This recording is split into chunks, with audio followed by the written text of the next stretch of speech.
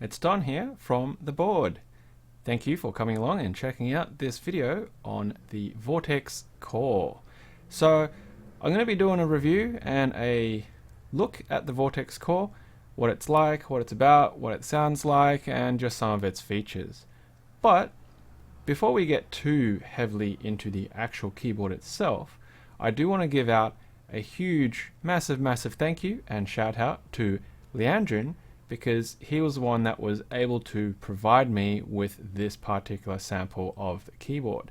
Now, for those who are not aware, Leandrin, who is from our community, also runs his own website, which is Mechanisk. So if you're in the EU, and even if you're not in the EU and you're looking for keyboard parts or plates, PCBs and that kind of thing, please do head out over to his website and give it a check out, because it's a small community, and if everyone helps each other out, then everyone will do well from it. Are you alright there? So he was able to send this over to me, and it was an OEM review unit. So it didn't come with all of the fancy stuff inside it, but what we can do is we can go to the Vortex website and we'll just have a quick look at the manual before we get too heavily into the actual keyboard itself. So you can find the manual through their website, and it's under the support resources, which you can see that they've got some firmware updates and they've got, you know, manuals for the Vortex, which is this particular link here. Now, from the description, we can see it's 47 keys with Cherry MX switches. It does have programming code available to it. It's got PBT DSA caps, which are dyesubbed. It's got an anodized CNC aluminium case, and it has preset for layers. So what you're meant to get in the package, if you were to actually buy this, was a keyboard, the cable, and a user manual. Now, because this was sent as an OEM review unit, it did not have the cable or the manual. Let's just check out what other details we get. So the manual does describe to you how you can program it. I'm not going to go into that at this point in time. Not likely to in this video anyway, because it can be a bit finicky. And then it describes in a very handy way the default layers. So if you don't want to actually program any layers to suit your customized needs, you can just use the default layers, and it does have the factory reset. So up here you can just do that factory reset, and even if you get this second hand, you can always factory reset back to these particulars. So default, function layer, function 1 layer, and then the function shift layer. What I do find interesting about this is that punctuation ends up on a couple of different layers, which means it can be tricky if you are using this and you need to do a lot of typing of punctuation. Now, switching layers, what I do find really cool is that there are indicators that tell you which layer you are on, and it's indicated by the actual color LEDs built into the keyboard. So red is the layer 2, green is a layer 3, and the blue is a layer 4. And it can tell you, there you go, you press your function plus one of these 4 keys to actually shift into that particular layer. Alright, so let's take care of that and check out what you normally would get. So this is the actual box that it would come in, and that was the box that it was shipped in. It's very nice. It's that sort of really durable, hardy, thick paper covered cardboard, and it does have a magnetic clasp on it. Now if we just pop that open, you can see the motto: find our latest philosophy and enjoy your feeling. So, and there's the Vortex gear, and here it is. There's the Vortex. Now, as I said, it didn't actually come with a cable, didn't come with a manual, and that's, hey, settle down, come on, settle down. And that's what you get. Now she wants to actually play with it because she likes to play with everything. So let's pull this little guy out and see what we have. It's a pretty cool, well-built case, quite durable, quite rugged. So there's the Vortex Core. Now, comparing it, of course, with my full size, you can see it certainly does do that 40% quite well. It fits right on top there, and you can see that the num row is not covered by that 40% form factor. All right. There's the DSA keycaps there, flat, even profile, and even she wants to play with them, enjoying that click. It's very, very thin. Now it does have that sort of plate layer to it, so, and that case is very uniform. There is no angle on that, and it's just a straight edge rectangular aluminium case, and it's got rubber feet on the bottom. And of course on the back, if the lighting will let me, it says enjoy your feeling, engineering sample. So there we go. One thing straight off the bat, when you do look at it from the front, I'm just going to hold that up, is the split spacebar. This particular left side switch does not have any stabilization. However, the longer split spacebar on the right does, because you can actually see the cherry mounts there. Okay. Now, if I get my ruler, we'll be able to check out what. Try and get it back into focus. Come on, you can do it. You can do it. Maybe, perhaps, if I'm lucky. There we go. All right, pop back into focus.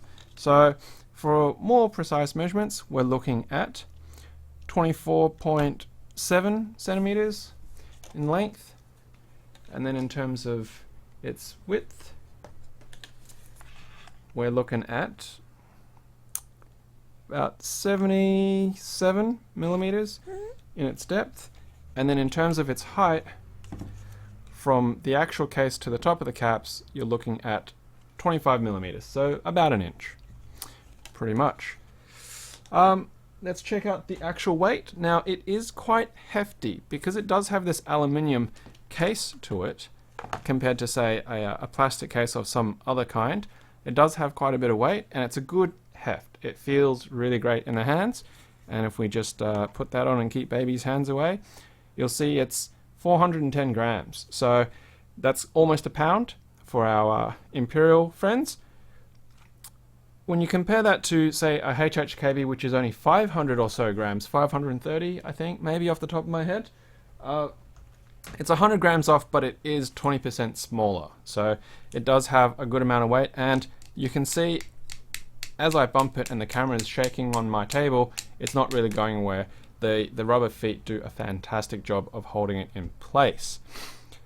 Other features, while we look at it, is it does not have a standard mini B USB. It uses a micro B, which is, if that's going to get into focus, there we go, which is your sort of fairly standard for mobile phones, tablets, that kind of stuff. And so that is the connection type that you're looking for, not the mini B type. If we look at our keycaps, they have both the top dyesub on it, and it's also got front print dyesubs in a couple of different colors for the different layers, which is really cool. And I did see in one of the other reviews earlier on that people talked about how premium these keycaps feel, and they're not kidding. These keycaps are really nice. They're very well made, they're very well printed, they're very clean, they've got that sort of really nice smooth PBT texture to it. And if I just hold that up and tilt it, you can see that they've got the red layer and they've got the blue layer at the front to help you with figuring out what keystrokes are on what layer. Now, of course, because it has that weird sort of multi-function layer buttoning, you've got the function key there, and then you've got the function 1. So you actually have to go function shift to change layers, which would give you layer 4, or function that for layer 2, 3, and then M for back to the default layer. And you've got your standard layouts of Control Win Alt as well. What's going on, huh? Alright, so let me just do a bit of a sound test before I actually plug it in, and then do some random key bashing. So actually, before we do that, let's pop off a couple of caps just to check out the actual switches that they've got underneath and what they look like. Now, so what we can see here is that they've also got a really cool heavy duty plate underneath. Now, I'm not sure if that's aluminium or if it's steel, but it looks pretty solid and it feels pretty solid. We've got the clear top Cherry switches as well, and like I said, this left switch on the spacebar, on the split space, does not have stabilizers, while the right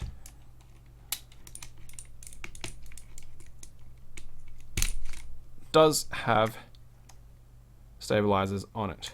I would say it would be quite difficult to get a set of keycaps to suit this layout, only in the sense that that's a weird size for an enter, in that it's a 175, which you could get, same as the shift over here, and I think that's a 125, so you'd have to pretty much use blanks if you wanted to replace them, but there's really no need to, because the quality on these are really, really great, and it looks good. Looks good. If we have a look at the thickness of these caps, they're a good size thickness PBT already. Not too thin. Could be a bit thicker, but oh, the focus is trying to get down underneath. You can kind of see a blurry thickness on those caps. But yeah, no complaints definitely on the keycaps. Alright. And of course, the thickness on the 1Us, you can see right there, it's a good size thickness there as well. Okay, so I'm just going to drop the mic down and we can just do some random key bashing, and you can have an idea of what the actual keyboard sounds like with Cherry MX Blues.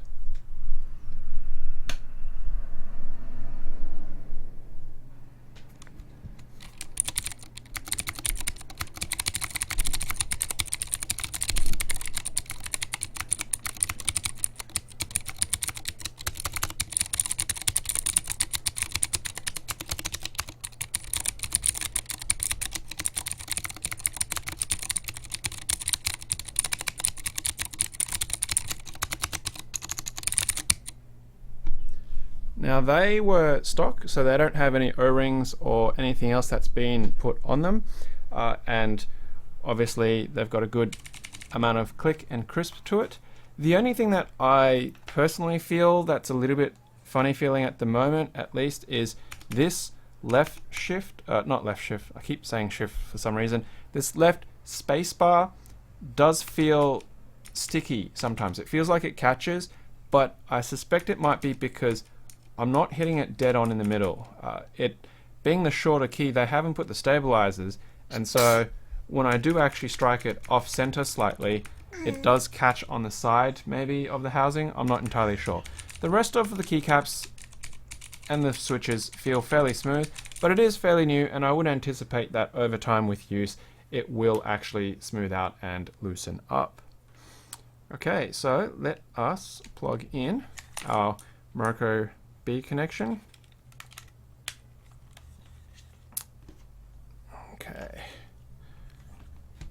there she is, and I'm just going to open Notepad of some kind so I can randomly type in it as well and it'll work. Alright, so let me move that over and turn on that. Okay, so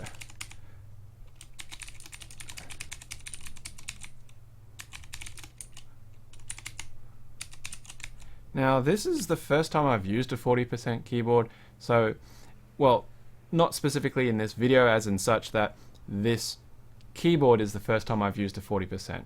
So it is a little bit different for me. It is a format and size that I'm not accustomed to, and also it not having any angle, also, plus the fact that it's DSA, it's very flat. I'm not hitting the keycaps dead on or flat and flush, simply because that's not what I'm accustomed to. But it is comfortable if you want to accept my typing errors to type on.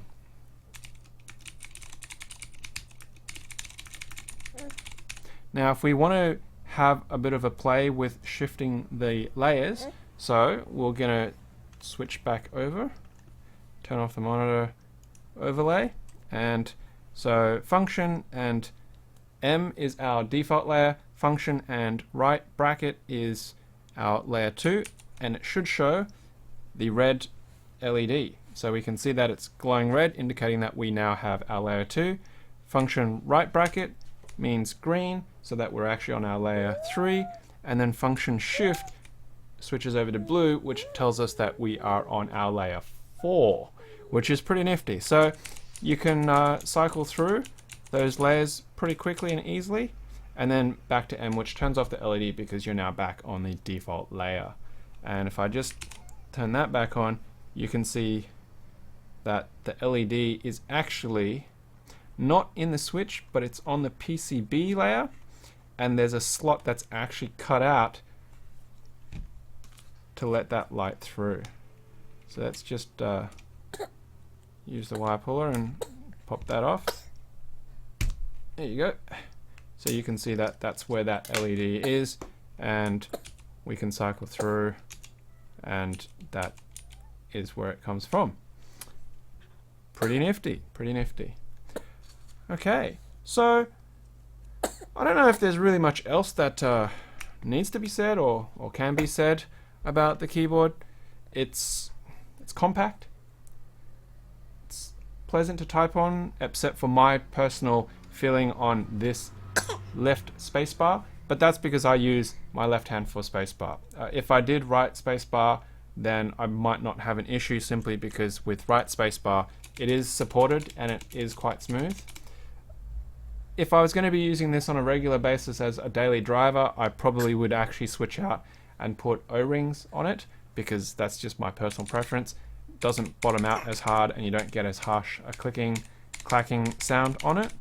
I do like the fact that it's got the multi-layer front prints. So rather than having to memorize my different layers and checking, guides and whatnot, then I can just look straight at the front of the keycaps and it'll tell me what is actually there. Hey. Hey. Alrighty. That is pretty much it, I think, for this review. If you have any sort of questions or comments, by all means, put them down. Be happy to answer them as best I can. Or if there's something that you want to particularly see on this, then I can do another video and upload that as well to demonstrate what's going on with this Vortex Core. It's pretty nifty. For the price that you're looking at, I think it's around 120 US thereabouts plus shipping, depending on where you get it from. It's really cool. Personally, because I do use a lot of punctuation, and as I've said many times before, I do use the numpad and the home keys for work purposes, it probably wouldn't be something that I would use on a daily basis unless if I had a separate means to use those keys that are by default not easily readily available.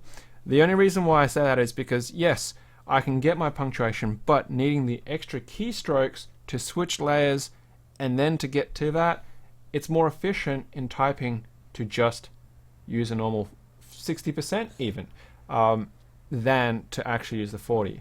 However, for the purposes of, say, travel, or if I'm on holidays and I need a means of having input devices either into a phone or into a tablet, because obviously you can use an OTG cable with a device like this, then I think it would be excellent. It would certainly serve any purpose that I would need in that domain. Alright, so that's pretty much it. Now, I am of course going to end this video as I have with the last couple of different videos. We're currently on 364 subscribers. We are almost there at 400. At 400, 500, 600, and 700 subscribers, I will be doing a Movember keycap giveaway. Now, in other news as well, today I just put some money down with Easy EDA, and I'm having a prototype kit of sorts sent to me once they make it. Hopefully that'll come soon, and then I'll be able to talk a little bit more about that and show that off. And I've also got a gherkin that's coming in the mail. It was literally put in a box and shipped to me 24 hours ago. So I'm looking forward to getting that very, very soon. Now, of course, if you're checking out this video and you haven't been to our channel before, I would really like and appreciate, of course, a like and a subscribe. If you haven't checked out our podcast series before either as well, you can find the Board Podcasts on www.theboardpodcast.com or hang out on our Mechanical Keyboards, where we put our weekly podcast posts. Hey you, getting bored, are you? So, thank you very much for coming along. I hope you enjoyed this video. And as usual, hey, yeah. Until next time, happy clacking.